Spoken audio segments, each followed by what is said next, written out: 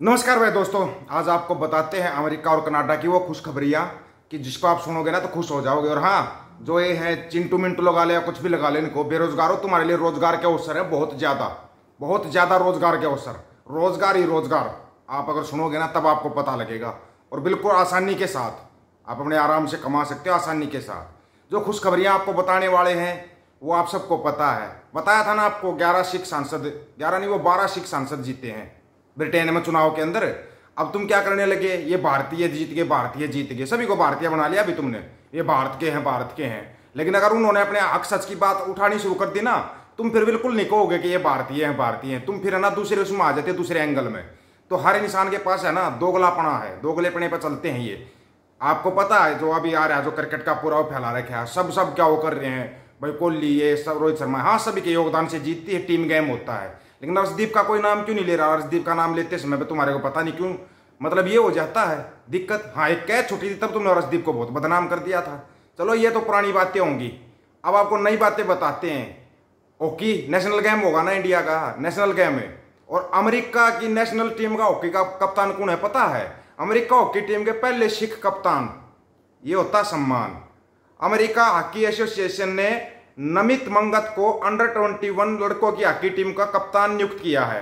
नमित मंगत सिंह का जन्म और पालन पोषण पंजाब के एक सिख परिवार में हुआ। नमित सिंह अमेरिकी हॉकी के पहले सिख खिलाड़ी हैं जिन्होंने यह सम्मान हासिल किया है, मतलब कप्तान बनने का सम्मान हासिल किया है। वैसे एक चीज मेरे समझ नहीं आती, हमारा नेशनल गेम है ना हॉकी, तो हॉकी की अपनी जो नेशनल टीम है, हॉकी टीम का कप्तान कौन है? सिख तो नहीं है, वो भी सिख ही होगा ना। चलो वो छोड़ो उसको। फुटबॉल टीम का कप्तान कौन है?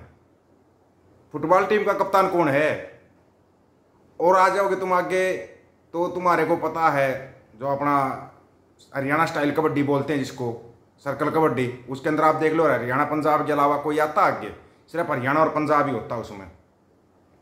अब सुन लेना ध्यान से, जिसको तुम इतना बदनाम करते हो, तुम्हारे को तुम बदनाम कर करके मतलब तंग हो लियोगे, गोदी मीडिया भी सभी तंग हो लियोगे तुम। अब तुम्हारे को बताते हैं, वही जस्टिन ट्रूडो तुम्हारे लिए बार बार नौकरियों के ऑफर खोल रहा है, बार बार।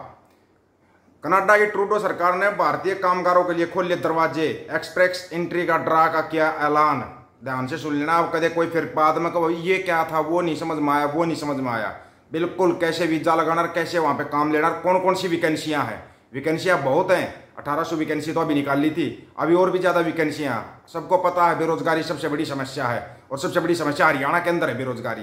तुम ट्रूडो को बदनाम करने का कोई बहाना नहीं छोड़ती, मंडिया और मंडियों के दलाल ट्रूडो को मतलब बदनाम करते हर समय लगे रहते हैं। ये हो गया जी, कनाडा से वापिस आएंगे भारतीय, आकर यहाँ पे क्या लेंगे, यहाँ क्या मतलब मूंगफली की रेडी लगाओगे, केला की रेडी लगाओगे? उधर में कम से कम काम तो मिल रहा है, यहाँ तो बेरोजगारी अपने चरम के ऊपर है, चरम पे। अब सुन लो, कनाडा की सरकार ने हाल के दिनों में वर्क परमिट और वीजा संबंधी नियमों में बदलाव किए हैं। इसमें भारत के छात्रों कामगारों पर भी असर पड़ा है। कनाडा में भारतीय सबसे बड़ी विदेशी आबादी है। कनाडा में बीते कुछ समय में घटती नौकरियों के बीच वहां की सरकार ने अहम फैसला लिया है, जबकि ये लोग करते रहते हैं।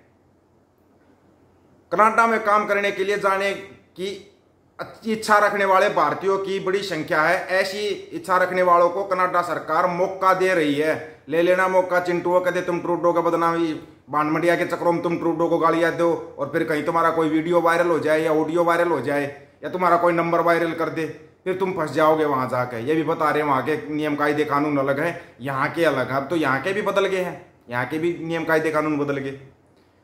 कनाडा इमिग्रेशन, रिफ्यूजी और citizenship Canada IRCC trade professional में कुशल भारतीय कामगारों के लिए अपने दरवाजे खोल रहा है, जो जिस चीज फील्ड का माहिर होता है ना उनके लिए। IRCC ने हाल ही में ट्रेड प्रोफेशनल में कुशल कामगारों को लक्षित करते हुए एक विशेष एक्सप्रेस एंट्री ड्रा आयोजित किया।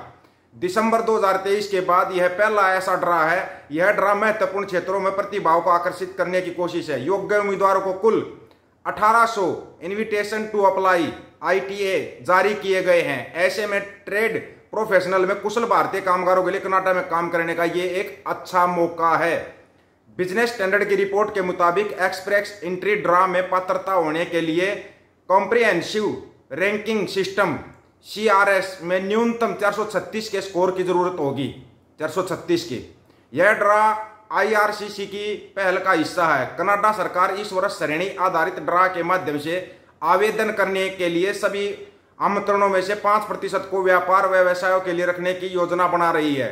2 जुलाई को आईआरसीसी ने प्रांतीय नामांकित कार्यक्रम पीएनपी में उम्मीदवारों के लिए विशेष रूप से एक ड्रा आयोजित किया। इस ड्रा में 920 उम्मीदवारों को आमंत्रित किया गया था, जिसमें से प्रत्येक को न्यूनतम 739 सीआरएस स्कोर की आवश्यकता थी।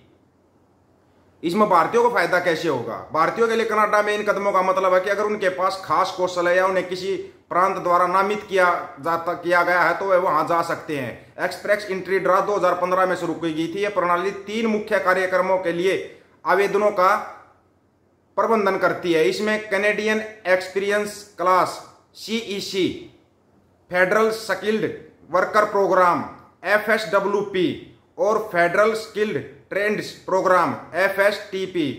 यह उम्मीदवारों का मूल्यांकन उम्र, कार्य अनुभव, भाषा कौशल और व्यवसाय जैसे कारकों के आधार पर करने के लिए व्यापक रैंकिंग प्रणाली CRS का उपयोग करता है। उच्च CRS स्कोर उम्मीदवार को ITA प्राप्त करने की संभावनाओं को बढ़ाता है। वहां पर परमानेंट भी हो सकते हो।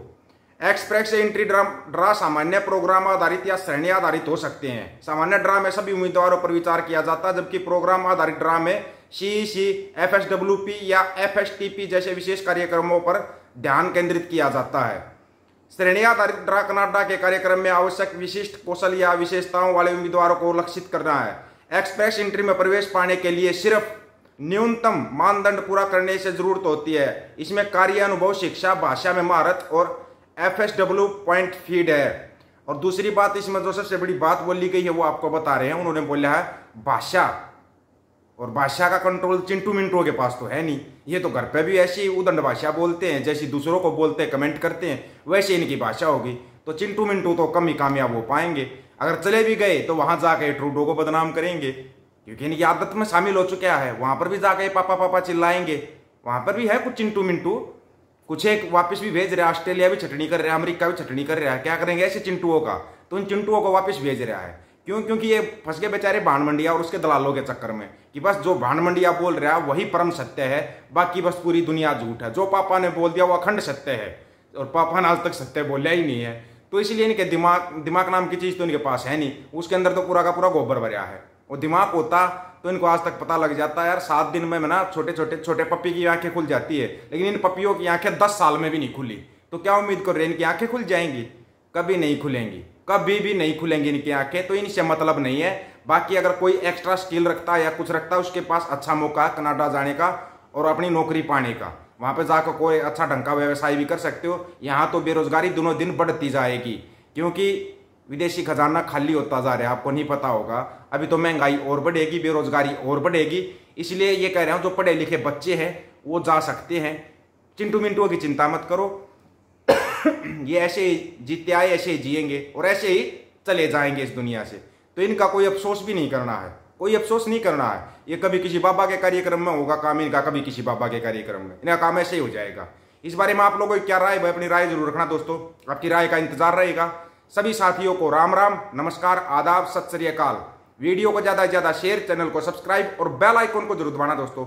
ऑफिशियल दीपक फौजी यूट्यूब चैनल, बात हक और सच की करेंगे। हक सच की बात हम करेंगे। वीडियो को शेयर करने की जिम्मेवारी आप लोगों की है। गज के आखो, वाहे गुरु जी का खालसा, वाहे गुरु जी की फतेह।